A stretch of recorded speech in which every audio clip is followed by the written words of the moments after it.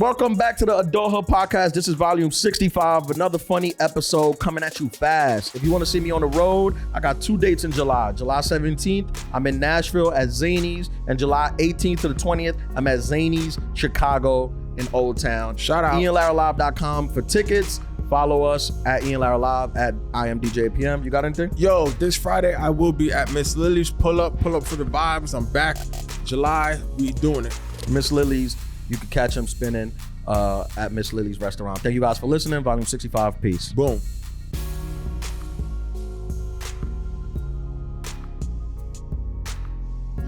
Welcome back to the Adulthood Podcast. I'm Ian Lara. This is my co-host, DJ 8 p.m. Yo. In the building. What's the number the one deal? health and wellness podcast in the hood. I had a couple people DM me, said that they want to send us a voice note, but they're embarrassed. And I don't understand what they're embarrassed about. It's just a voice. We don't know who you are. You don't have to use your name. We're not going to call you back. Marty runs the phone. Maybe she'll text you like when she's bored. But other than that, you have nothing to worry about. Remember when you said somebody left a voice note and you picked up? Yeah, that was a good day. I had to ask them to call back. That's I like didn't. the most like, they see us as larger than life. You can't just be answering the calls. The voicemail calls. They're like, oh, you guys are just regular people. That's Marty B. She's the producer. Marty. And Johan, the Zohan, behind the glass.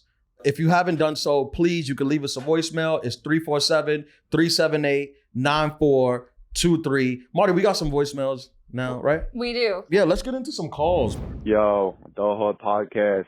I had a question for Ian. How is it like dating as a comedian? You're working at night, you know, you're traveling on the weekends. That's mostly the time that people with regular jobs are off, right? In the evenings and also on the weekends. And even if you're not, like, say you don't live with your partner, but they would still prefer to, like, FaceTime or talk on the phone, stuff like that. So, like, in your experience, do you find that, like, dating people that have their own business, like, has worked out more, or, like, depends person to person? I appreciate you being interested in my dating life from man to man. That's very very nice. Being diligent. To answer that question, it's actually very, very I don't want to say it's very difficult. I think it's more difficult than most things because like I'm on stage every night too. People don't know the thing of becoming a comedian. Like people literally be like, oh, when's your next show? I literally had this happen to me right now. Like people DM me, when's your next show? I'm like, tonight. And there's like, after that, I'm like, tomorrow. And they're like, when is it? I'm like, Saturday. I do shows every single night. Like, I don't know what to tell you. People think that I have a show like every 3 months. Guilty. Oops. That was me.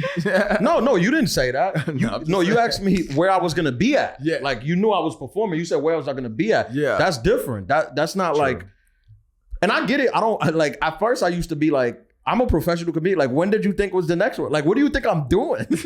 if the next show is in like 3 months, what do you think I'm doing? But yeah, I'm on stage 5-6 nights a week. Sometimes, like right now, I've been on stage for the last 13 days in a row. Okay. So I haven't had a night off. I get days off, which is nice. Like in the daytime, I'm off to do my stuff. But generally, women aren't off in the daytime. And then I have to come do the podcast. I have auditions. I have meetings. I'm creating content. I'm doing brand deals. I'm editing clips. I'm writing. It does get very busy. And it's very hard to find a girl that accepts that. I mean, I think that women generally operate under the notion of, and I think we spoke about this before, where it's like, if he wanted to, he would. Yeah. You know that? You know that saying? I'm intimately familiar. Yeah. yeah. If he wanted to, which I think is true to a certain extent, but some people are genuinely busy. Like I've had sometimes girls I dated, like we'll hang out, I'll bring them to a show, and then they'll be like, oh, I could come to a show again. And I'm like, well, I'm working. I can't bring you to work every day. That be the part that they really have a difficult time understanding, that even though it's fun, like you're having a great time and there's alcohol involved, you are actually working. Like you might be working off new material, right? You're working on new material, or like you might have like, all right, so you just put out your special. you basically start from scratch, right? Right. So you're like at ground zero, basically. And then Yeah. at the same time, too, I know because I can relate where it's just like, oh, like, I want to come to you. I want to come with you to the club and like, I want to stand in the booth. And it's just like, yes, I'm having fun, but I'm actually like really working. Like I have to make sure that like people are spending money. You know what I'm saying? Yeah. At the end of the day, like there's a reason why I get paid is because people are spending money to have a good time. But it isn't, sometimes it doesn't correlate. Yeah, no, that's it's 100% that, because I think that, and I feel like the girls that I've dated, they generally do try to be accepting of In it the beginning, but I've tried to be the most straightforward with them about it, where I'm like, oh no, this is every night. Yeah. And also sometimes when I remind them, they're like, oh yeah. I'm like, also I'm not tooting my own horn, but this is like, I'm in the major leagues. Like this is not like you're not AAA. This like this you're not is in the like G League. No disrespect. And I say that to say I'm competing with the best big dogs. comedians in the world. Like I can't take like a bunch of nights off. Like if Chris Rock is on stage every night, who am I to be on a date with you? Yo, you preaching to the choir. I think I was Tony Yayo. Shout out to Tony Yayo on the G Unit. He was on somebody's show and he was saying that like 50 Cent has the most money out of the whole crew, and he also works the hardest out of the whole crew. Like, okay, he's doing albums, and then he got the whole Power universe, like the Avengers universe. It's just like, when you want to get to a certain level, it requires a lot of work that people don't understand because it's entertainment. Right. And I've had like girls, they generally understand, but sometimes when I'm like, I have to mention that, and they're like, oh yeah, I forgot that you're trying to be this like 1 in a million like thing that takes extreme amount of work. That's not easy to get to that level either. Like this is not, the funny part about especially comedy is that like, yo, social media following does help, but at the end of the day, if you can't make people laugh all over the world, what are you doing? Yeah. And then you throw that part in it too, which is the traveling part, the fact that I'll be gone a lot of the times. But I like to think that you're not always in the grind mode that I'm in right now in this field. Like eventually you get to a level where you can take that time off and you can take months off and you can go do something and you can do that. Like I'm like really trying to hustle and make my name for myself in this business. So that takes a lot of like effort and time. So I also mentioned that like, cause I'm like, I don't want you to think that like, if we were to get serious and end up in a long-term relationship, that is going to be like, I'm just never gonna have time for you, and I'm always gonna be gone. That's not the case. I think you reach a point where you're more solidified and you can coast for a little bit. It's levels. Yeah, but it's hard because when you meet someone, or they're like excited by the notion of like, you know, dating someone who's on TV and who's doing all these things. It is exciting, but I think early on I kind of get a gauge from if like a girl thinks that. Like some girls require a lot of attention, like, you know, which is fine. That's a fine. And it's fair. Yeah, there's guys that have all that attention to give and time. They're usually poor. They're not on Jimmy Fallon. And unemployed, but they exist. Yeah. You know? It's a thing.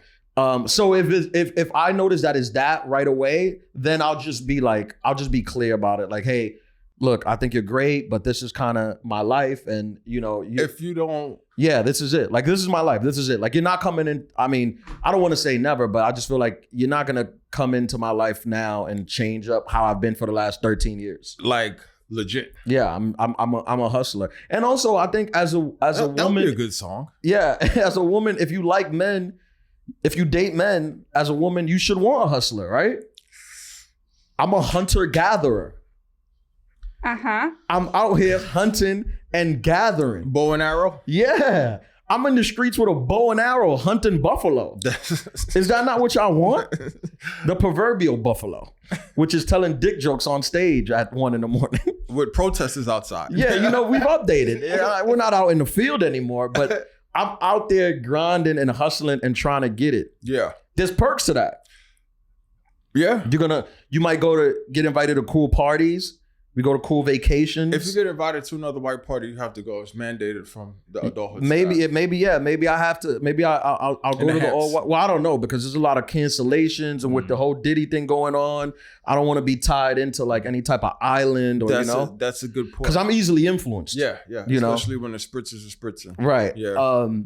There was this comic, I forgot his name. Damn, I'm totally forgetting his name. But he had this funny bit, his funny take on I might have said this on the Epstein thing. He's like, we judge a lot of people who like were mentioned on that airplane, but he's like, if somebody hit me up like, yo, we're going to an island and this person's coming, this person's coming, this person's coming, he's like, be there? I'm going. Yeah. Like, I'm not like, who's staying back from that invitation? You're not going. You're not going. Yeah, they're like, I'm going. Yeah. Like, once you get there, you're like, oh, I didn't know it was this. Oh, I'm leaving now. You can make the U-turn, but you have to at least but go. initially, I'm going. If I get invited on a private jet to an island by a billionaire and it's going to be a bunch of like rich, famous people that's coming. Yep.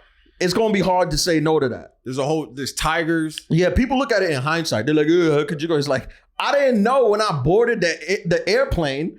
I thought we was just going to the Bahamas. And they had getting toppers. Yeah, I didn't know they would get crazy. But that's a funny bit. I got to remember who said that. So I give him a shout out. I love when people find like hilarious takes on that where you can't really debate it. Until you find it, right? Yeah. You can't really debate it. Like on its own, it stands up like, yes, this is true. Yeah. But I think dating is difficult no matter what you do, right? Yes, absolutely. Because at the end of the day, too, is like you said, you're a hunter-gatherer. So you've been classically trained or programmed to be a hunter-gatherer. Provider. Yes, that's right? me. I provide. But there's also like we live in 2024. So like there's self-care, there's mental health, you know what I mean, for both parties. So it's like I think it's gotten way more difficult than when it was in the past where it's just like,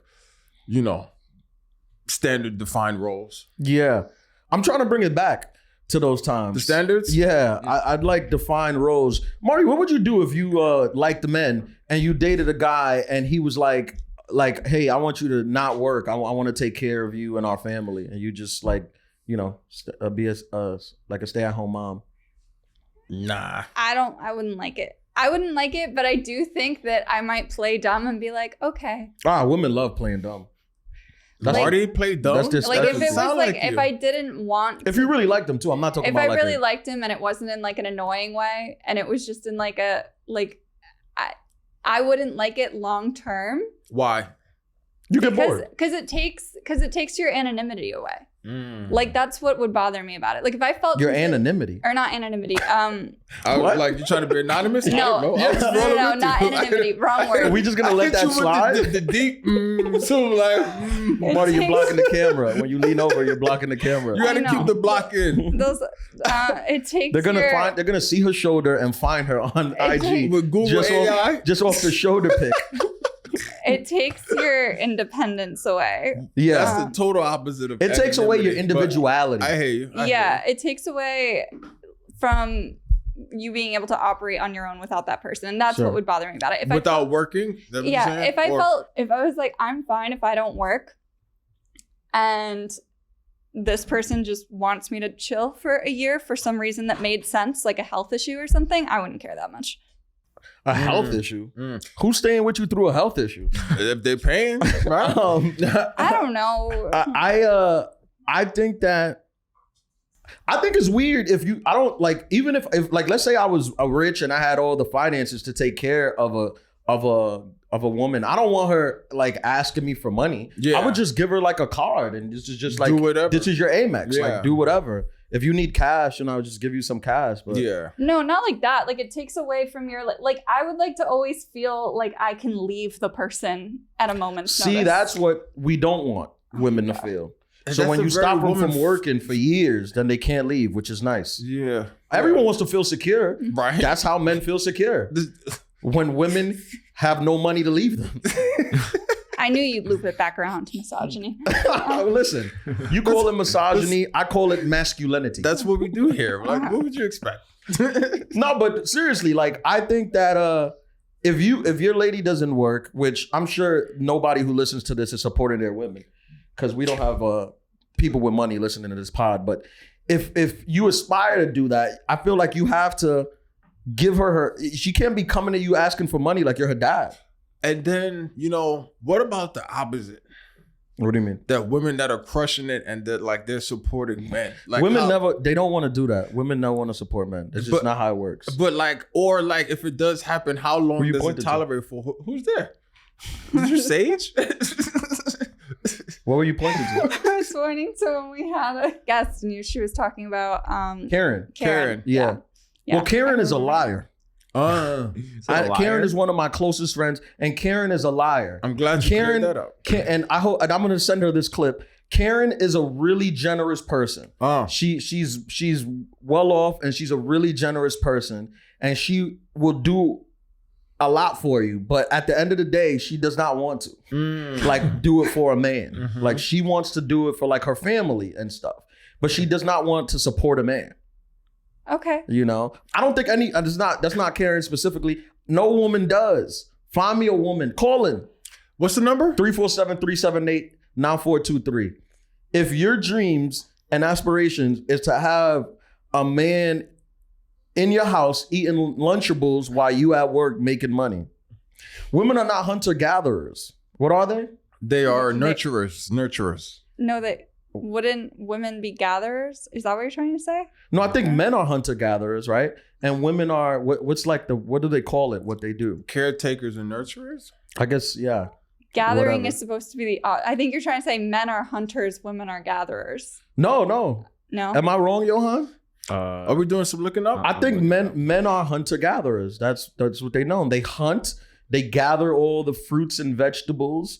And I mean, obviously, this is prehistoric time. This isn't right now. What is that, 95? I've never hunted anything in my life. But and then women are known for doing something else. Marty's right. The saying is men are hunters, women are gatherers. That's what you're trying to say. Like men go out and hunt, women stay home and gather. Oh, really? And that like hunter gatherers is saying everybody in prehistoric times. Yeah, I think you're wrong. No. But back to what I was saying, I think that the value that women had in those times were it's not to be understated. Never. The problem is, which I get it. Women want to be equal, which I think we're making a great movement to feel equal, but they don't want to lose some of the perks. They don't want to lose the perks. Yeah, which I get it. I wouldn't either. And there's a lot of perks. Yeah, I wouldn't want to lose the perks either. I have a question for you, though. Please. Have you ever received a complimentary beverage from a group of young ladies outside? And me? Yes. Oh. While you're out, maybe with your friends. Like a girl sent me a drink? Yes. Yes. And then how do you feel the need to engage? Like, how does that work? I think I'm a personable dude anyway. I'll engage. I'll talk to you even if you don't buy me a drink. So I don't know if I feel like I owe you, because I usually don't. I don't take the drink. Okay. I usually don't.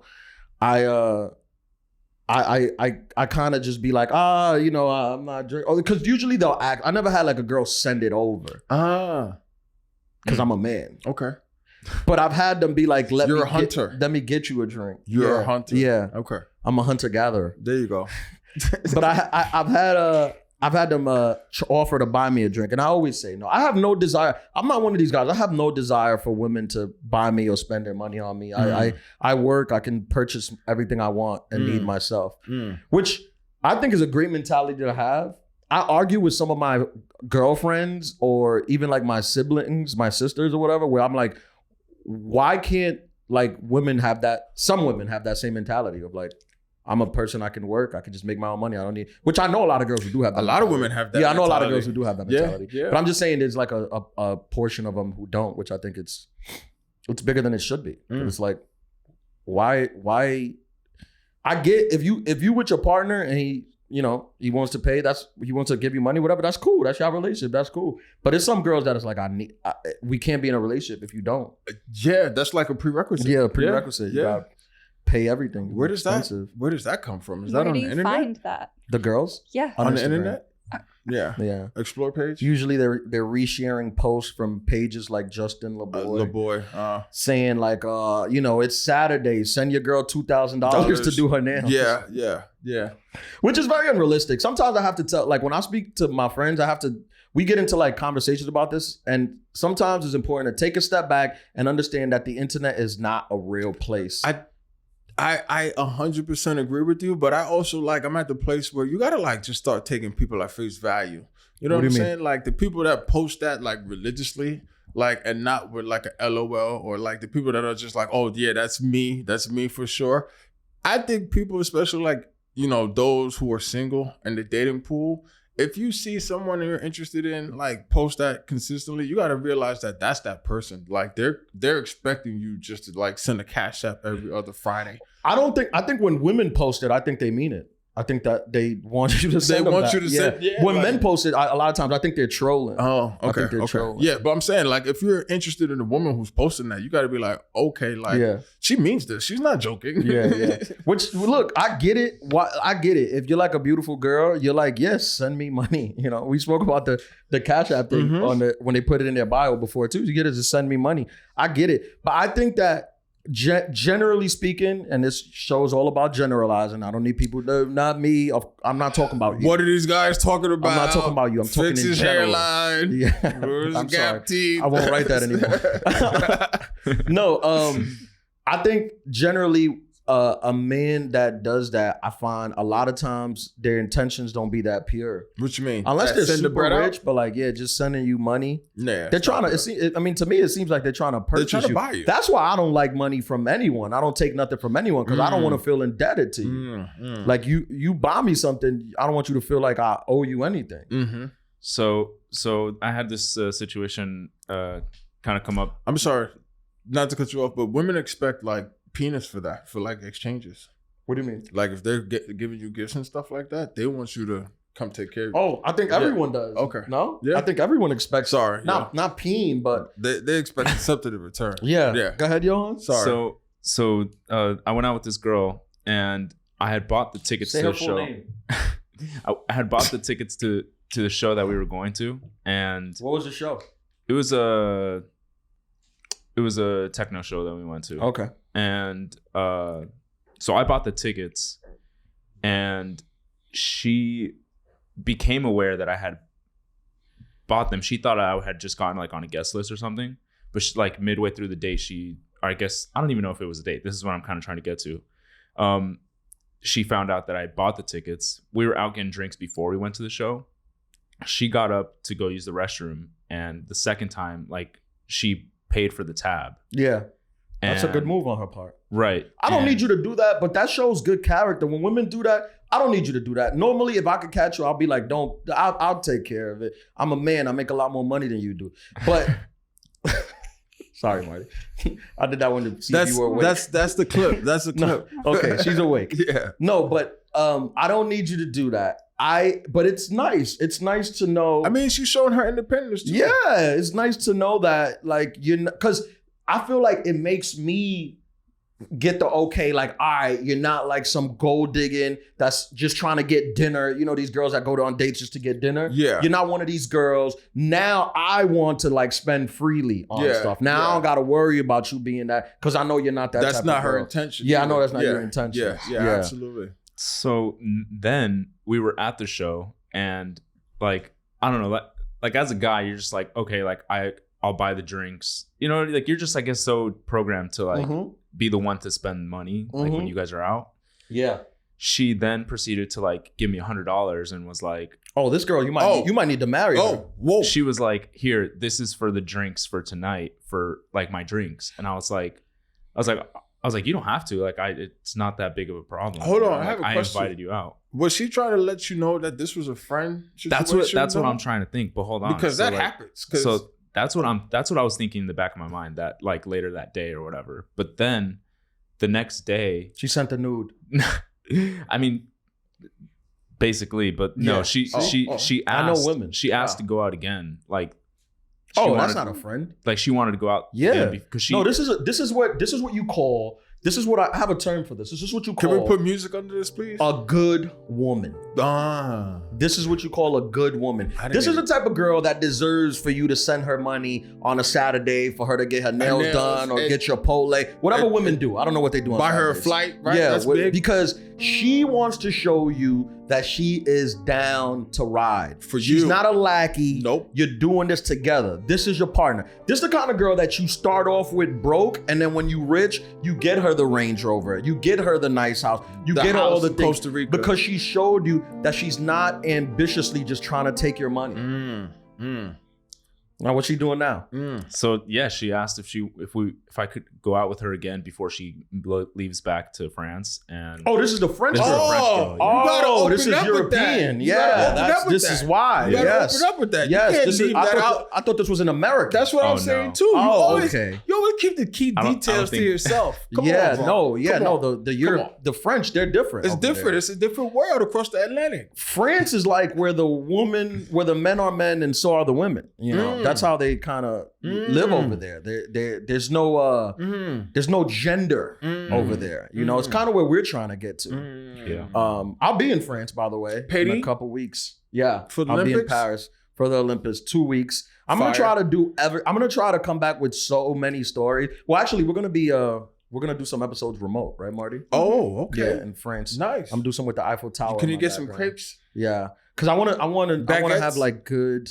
I feel like this is my summer of finding myself. I didn't do this when I graduated college. I just started comedy. I'm also not white, so I just didn't like backpack through Europe looking to who I am. You know, With a passport. yeah. So now at 30, I'm basically 34. I'm gonna do it. you're gonna explore. Yeah, I'm gonna be you. Are Marty. you blessed? Yeah, I was gonna say, you're gonna bless the range. You're gonna bless Yeah, the I'm gonna range go in out there Europe? and try to find myself. You know? Okay, Wow. okay. Do Is people- eat, what- pray, love? What?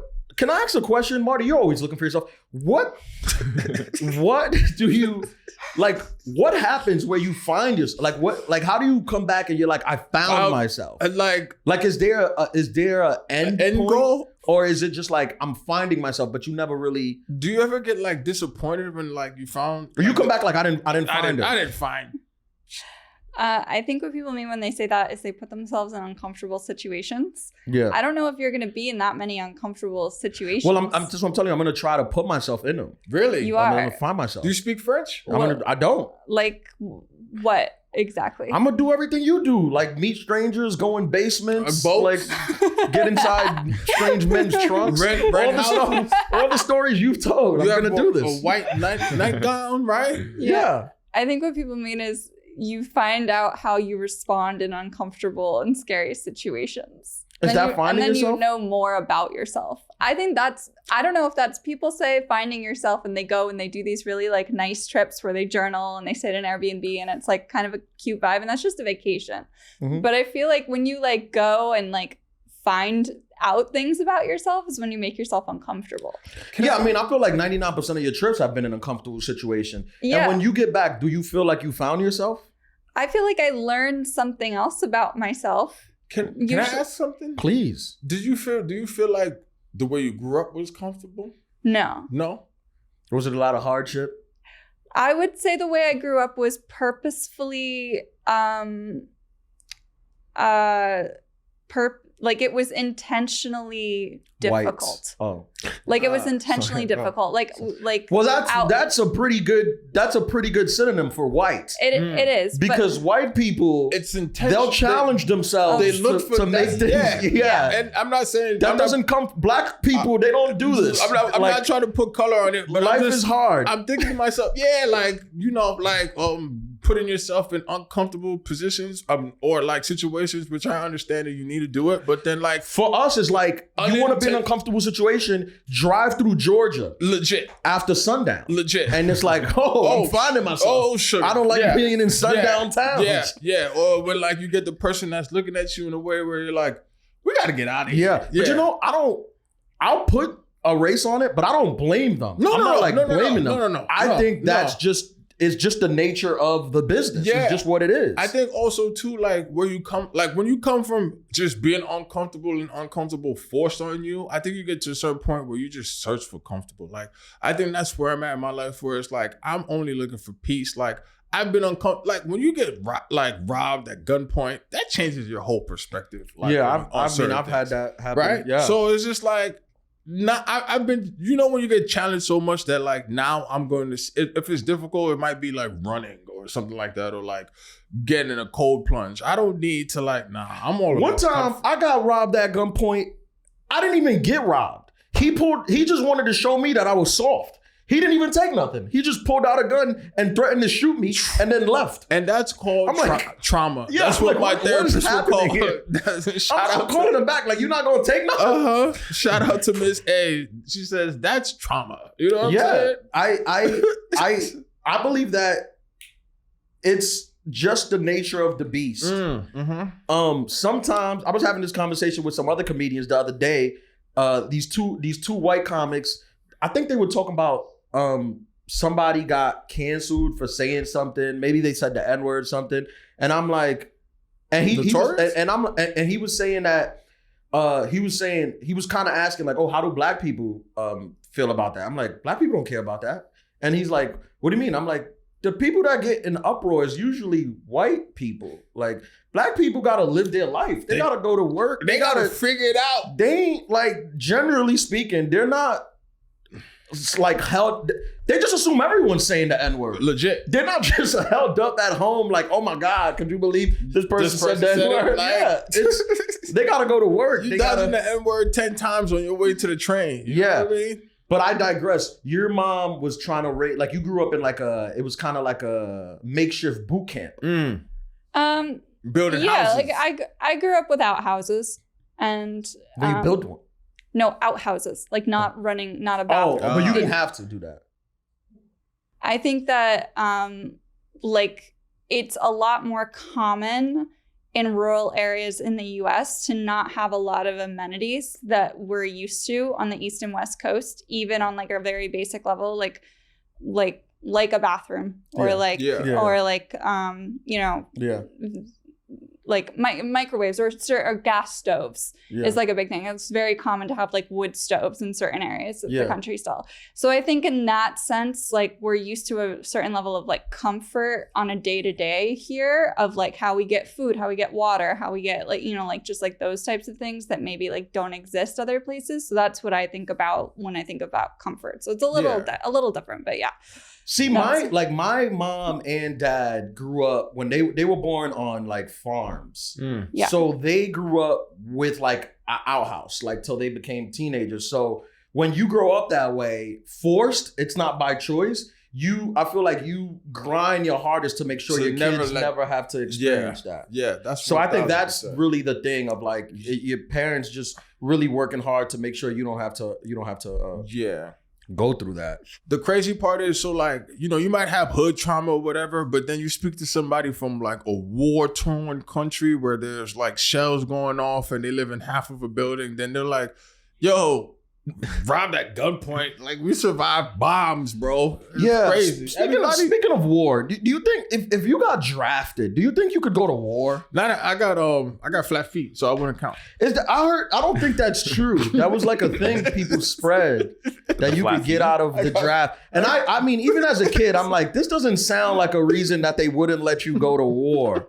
Flat feet. For flat feet. They didn't have insoles at the time. I was like, it seems like they're being oddly specific on what they're looking for. Yeah, I got flat feet. But if it came down to it, draft, we're going up to 40 on the draft, you got drafted, do you think you could go? Yo, bro, that's a tough question. Honestly, I don't think you have a choice, right? Yeah, I mean, but you go to jail. Muhammad Ali, he protested. He lost his whole boxing career because of that. Because he protested the Vietnam War. Yeah, and like that's why it's kind of like a tough question because what happened? You know what I mean? What are all of the facts? Who we going to war with? And let's say it's for a righteous cause, like a righteous. Yeah, you're not invading I'm saying you're not invading a country, random country. Yeah, there's a righteous cause. Like in World War II, if you were going against Germany, that's a righteous cause. Righteous, right? You're not just 1937? Yeah, you're fighting to free, the world.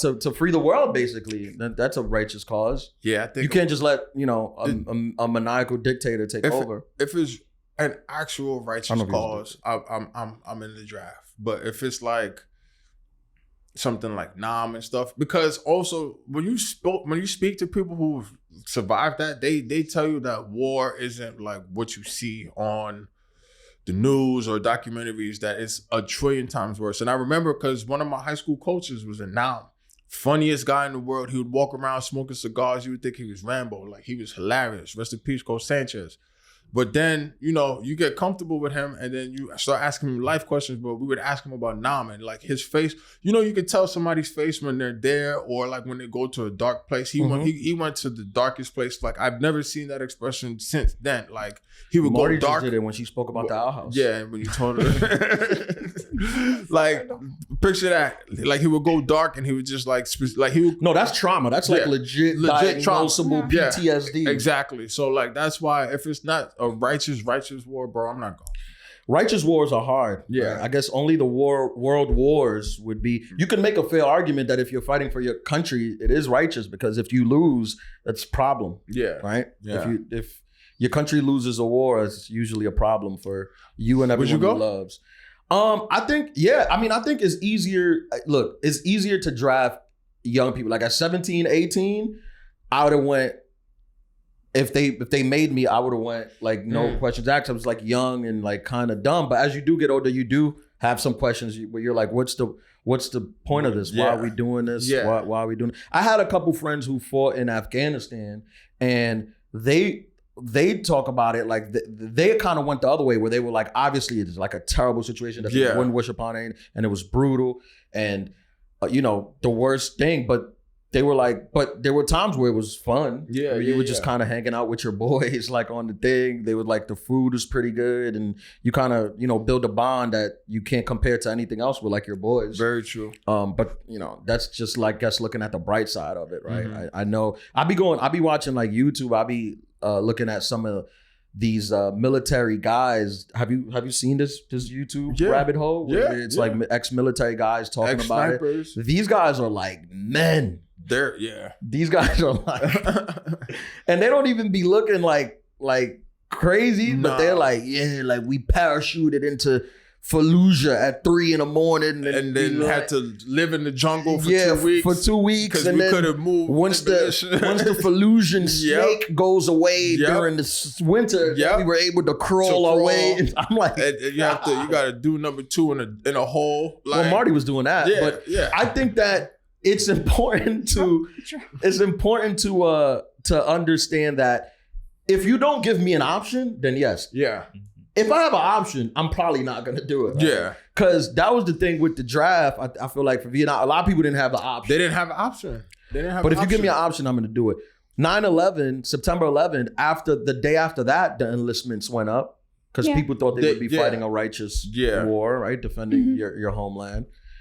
So that went up, and some people, I've met people like this. I grew up with people. I'm sure some people I feel like are better cut out for like the battlefield. They be looking for action. I got a couple friends that I'm like, bro, listen, if you don't, this is New York City. Like, you go to Iraq, bro. You can't have this energy on the A train. No, you're too aggressive. Way too turned up for no reason. Like, you gotta balance out. I had this coworker when I worked at Delta. He used to come to work like he ended up joining the army, but he was, at the time he started, he was like 19 at Delta, and then he ended up going and joining the army. But he used to come to work, mind you, we worked on the ramp loading bags, American flag bandana across his tied across his forehead, black like tar under his eyes, like he was like we was invading Nam, and he used to roll up his sleeves, and it was just 2 sleeves of American Eagles, and like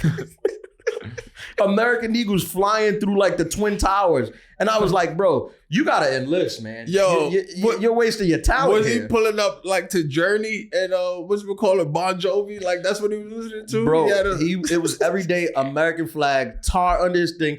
Like gloves with the finger cuts on. Then was he listening to Rocky? And we had regular uniforms. He cut the sleeves off, and it was tank top. And you wasn't even allowed to do that. But they was just like, he won't be here long. Let him be here. Just let him be. He's a patriot. He was literally like a patriot before he went. His name had to be John. I forget his name. He was a cool dude, but I'm like, this guy belongs like in the armed services. In the services, yeah. He's definitely protecting our freedoms. Yeah.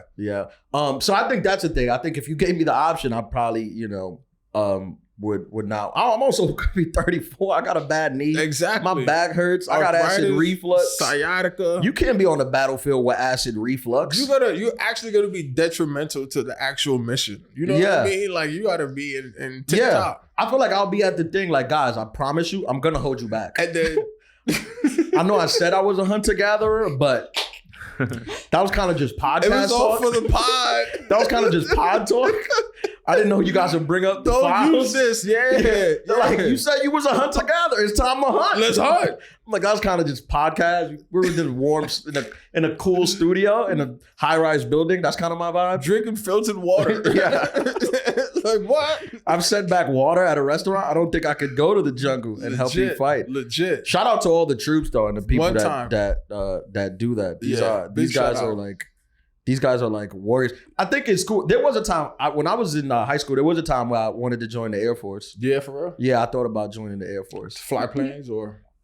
I think you got to be like really smart to fly planes. Yeah. The Air Force is the hardest of the branches of the military to get into. But what about the SEALs? Do you think, hardest basic branch? Navy the SEALs is like a derivative of the Navy. Of the Navy. Yeah. Have you? Which is very hard to get into, but yeah. Do you think you could do boot camp? No. I mean, not right now. I can't. Like at 18 years old? Give me like a week. I'll get ready and I can do it. Not right now. I can't. I think at 18, regular boot camp. I can't do SEAL boot camp for sure. No, neither of you can obviously do SEAL boot camp. Well, but like, I don't want to discuss. Thanks, Marty. Have you read Thanks about SEAL boot camp? I know a SEAL. Yeah. Yeah. Have you know David Goggins? Yeah, nah, but I know a SEAL that it's very hard. It's like they don't just like unless both of you run marathons every month that you haven't. But a big thing. This is what they said. A big thing about the SEALs is like the number one thing is just don't quit. So it's not like maybe you didn't finish the race, maybe you didn't finish the thing, but you don't quit. And if you don't quit, at the end of the time, you'll make it through. The problem is like the majority of people just quit. No, the majority. Well, this is what David Goggins' book said: was the majority of people get injured because their bodies physically can't take Hell Week. So it's like the boot camp for Navy SEAL is different than Hell Week to be a Navy SEAL. I think both of you could probably get through boot camp, but did you read You Can't Hurt Me? Yeah. I don't know Hell Week. I don't know anybody who I think could get through Hell Week. For me, it would be the same thing. No, I mean that's literally the top 1% of people, right? Yeah. I mean less than 1% of people. I think you got to be born with a different type of switch mentality, because it's not even just physical strength or cardio strength. You have to have legit mental strength and be able to just be tortured. Physical and cardio won't take you anywhere. You gotta have mental. Mm-hmm. Yeah, it's all mental. Door. I'll say this though. Have I told you about what my thoughts on motivational speakers? No, please Goggins? do though. I like motivational speakers. I think they're relevant and I think they serve a purpose.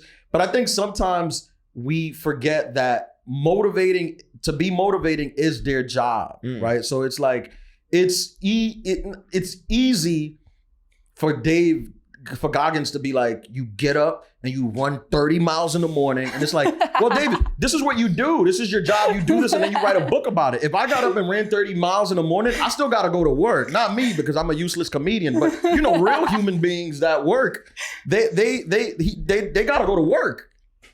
Bro, you ain't never lied. That's the thing. Motivational speakers, like, it's your job to motivate.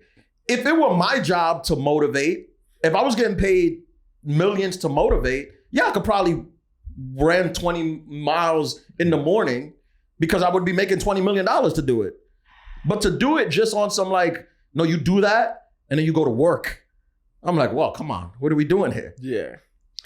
I mean, it makes sense. Do you think that you could run 20? Like, if you listen to David Goggins' speech, do you think you could run 20 miles? What is the max you think you could do? Mental strength. No, I mean, people without training. No, without training, mental strength.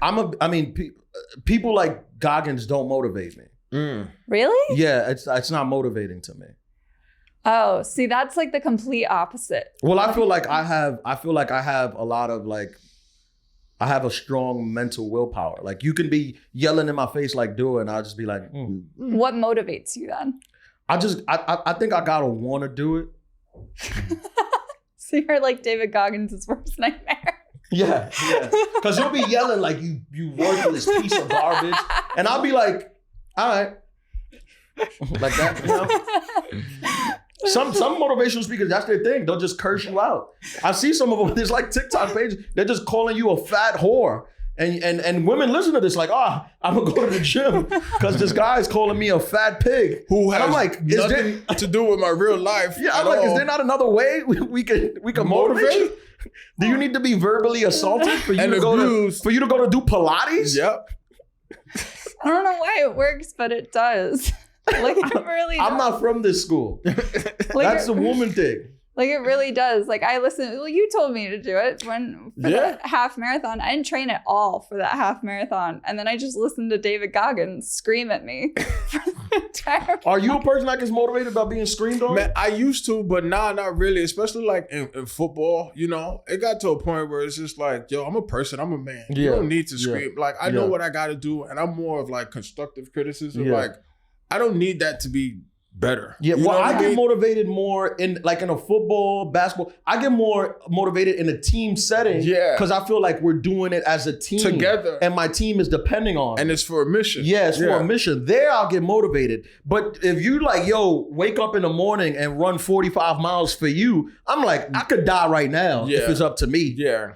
You know what it is too? It's also because like you're getting challenged by your peers. Everybody's going through it together. You know what I'm saying? Where it's just like, yo, if I mess up, then that means I'm messing this person up. And I could get that person. That motivates me. Like in a team thing, a team dependent on me, where I have to do my part in order for the team to win. I'm more motivated that. Yeah. But calling me a fat little slut, that's not gonna work. that's not gonna get me to the gym. He doesn't do that. But did you? I gotta take my birth control.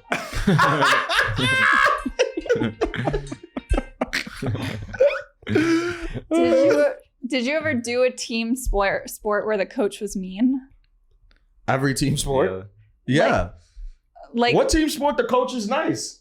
None. Yeah. None. No, I feel like they're swimming the coach is nice. It depends on what level. Like I feel like some people don't really like take into stock like actual like competition, especially like when pressure builds up and it's high competition. At high competition, and I don't know, I haven't been a part of like organized sports in a long time, but at high competition, when pressure is like high and a lot of things are riding on it, you kind of don't have time to deliver the message in the nicest way all the time, you know? But you also have to figure out who you're coaching, because some people might be like Ian where they don't respond to yelling, but you got to figure out a way to like like Jedi mind trick him into like being motivated. So if you know he gets motivated because of his teammates, then you talk to his teammate and then, you know, something like that. But it's also, if I'm trying to get to be the best, coaches, they don't got time to be nice. No.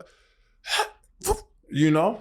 I mean, it's tough for a coach because I was always, the problem with me is I'm sometimes too rational and logical. That's the problem. That's a hard thing. You know, and I was super cool with my coaches, and I would love to coach too. I was an umpire for Little League for a little while. I love coaching and giving back to the kids, and I think they serve a purpose. But to have a coach yelling in my face, I'm like, bro, you make $9 an hour, right? And then you're sitting here yelling at me in my face. I'm like, none of us are doing well here. Like we could just chill out. We can avoid. Yeah, like I'm not making the league, right? And I know you'll never be a professional coach. So let's just chill with each other. Yeah, like, I'll make it pleasant. I'll make the time we got to spend together pleasant for you, and you spend it for me. So all my coaches, they knew that wasn't the way to attack me, because I would just be funny in that way, like and logical. But if it's with the team, then I'm like, I can't let the team down. And then the thing with sports, especially, and you have somebody who's logical and rational, you can motivate them by the film, because the film is the most logical and rational thing out there. So like if somebody's not doing their job and it's clearly on the film, then it's gonna be like, yeah, okay, I mean, they see what you're doing. They'll put up the film and they'll be like, you see this guy getting fucking tackled into the stand? This is you. That's you. Yeah, you absolutely suck. There's not. You know how many times I had to eat eat shit because like you think you're doing good, and my coach is like, hold on, wait, you missed that block right there, you missed that block right there, and there's nothing you can say. What are you gonna say? Yeah, that's why I think I can't be a coach, because I'll sit a kid down and I'll be like, listen, you don't have a future. Like, you can't even work at a sporting goods store, I think, because you're so uncoordinated. So maybe let's get out of sports and let's find engineering. You can help the team in another way. Yeah, there's other things you can do. Yeah. But physical sports is not a thing not that for you. And I saw your dad, he doesn't look like he has any skills either. So I think it's more of like a family thing. You guys are the accountants. I think it's hereditary. Yeah, That's the word. See, and you can't tell a kid that, right? No, you get fired. No, but women's sports are different. I feel How? like, well, I'm like I'm sorry, but Caitlin Clark getting knocked on the ground, and I don't think it's that different. I feel it. Well, I did crew at a high level, Okay. so like What's that? rowing. Yeah, here and say. How's my form? It's terrible. What's a bad form? You got to do a lot of. See, Sorry. I give up right away. If I showed up to crew practice and they was like, your form is terrible, all right, that's it. I'm out. Off to swimming. Shout out to all of the crew girls. No, but so Did you have a lot of calluses? yeah, like just pure. Your hands would just be like blood, like the beginning of the season, and then you would just get really gross hands. But the coach that we had was a guy, and most of the women's crew coaches were like this. And when the teams were good and they went to nationals a lot, and you went to worlds a lot, like the coach would be like, it was just so. It was mean, but it was like manipulative mean. Like it was a silent manipulation. And because they can't yell at you. Like, and it's like a mental game with them. They can't yell at you because you'll cry.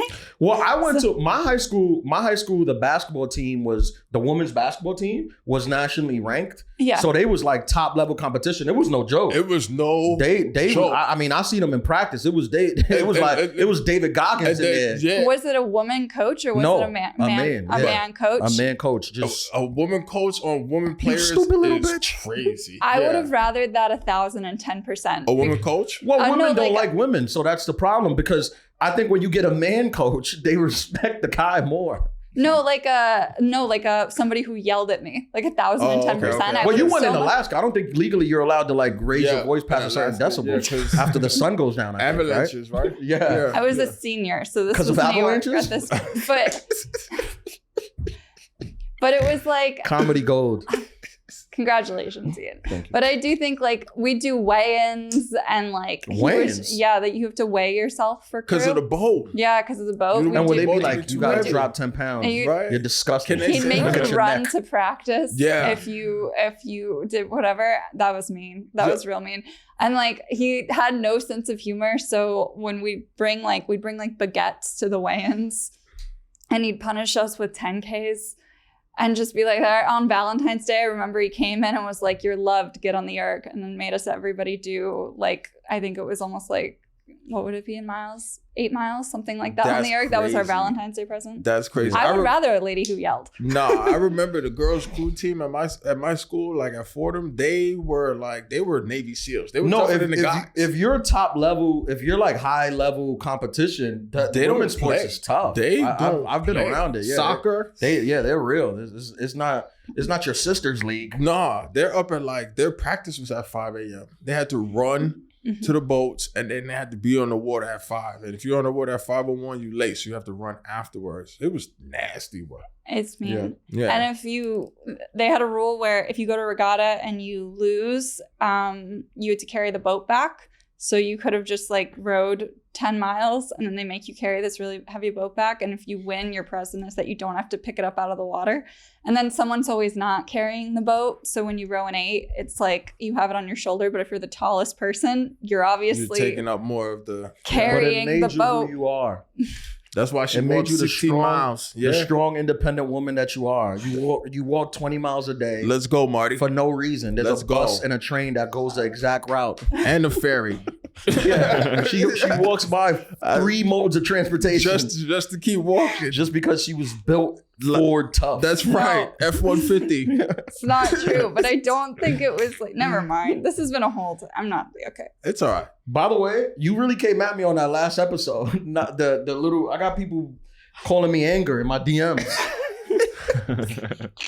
You really opened up a can of worms. I didn't tell Hannah to make it a cut down. I picked the other 3 cut downs. I think you did. And I said, pick your favorite part. And she picked that. I think you did. Shout out, Hannah. You got space facts? Yeah, space facts. I was just watching this actually today. They were saying, you know what a Dyson sphere is? Isn't that the expensive vacuums? That is an and expensive. It is an expensive dryers? vacuum. But a Dyson sphere is this thing it's conceptual. It's not a real thing. They don't think it really exists. But it says that when you reach a top level civilization, you can create a Dyson sphere, which is basically a cage you put around your star, which would be like a cage we put around the sun, where we can harness all the power from the sun and basically infinitely power your civilization to have all the power that you need to create these crazy like spaceships or whatever the case may be. You know, I'm sure you've seen like futuristic things where you're traveling through space, and they think this stuff is created with a Dyson sphere. And I was looking at this video online where they were saying that a Dyson sphere gives off a certain type of color, which I think is red around a star, but it's a certain specific red. And astronomers have found this color out in space, and they predict that it is potentially possible that it could be a Dyson sphere from another civilization. Super unlikely, but like in space, just all you need is the ability for it to be a possibility, and it's like shocking. Do you think that they got their Dyson sphere from their version of Amazon? I think that it was possible that if they have a version of Amazon, is literally like you think about what you want and then it happens. But a Dyson sphere is, I wouldn't even know like conceptually how you even build it, how you get close to the sun to put a cage around. That's above my pay grade. You would do it with the invention that Terrence Howard had. Yeah, by the way, did you see he had Neil deGrasse Tyson? He responded? Yeah, I mean, like I said, I just saw the clips from Terrence Howard, but Neil deGrasse Tyson had like a 35-minute episode where he's like, yeah, I mean, he's very respectful, but he's like, you're just wrong about everything you said. But the funny part is, it's like now you got scientists doing like diss videos and diss tracks. Like, apparently Terrence Howard had dissed him on the episode. That's what I'm saying. Oh, so yeah, gotta yeah. respond like this. But Neil didn't diss him. He did just, it. Yeah, he was just like, this is just like wrong. Like he's like, he said sometimes you think you're a genius, but you're just not. But the funny part is, and like we could say this for the next one, but like there's beef in like the science community. Like there's a new theory, the assembly theory, and it's pissing. It's hilarious. Yeah, maybe we'll get into it on the next step. Yeah. Thank you guys for listening. Volume 65. Woo! Sunday, July 7th coming out. You guys are great. We love the adulterers. Follow, subscribe, give us a like, comment on the YouTube page. And we got some exciting stuff coming in the works. So stay tuned with the gang. Thank you guys. Peace. Gang, gang, gang.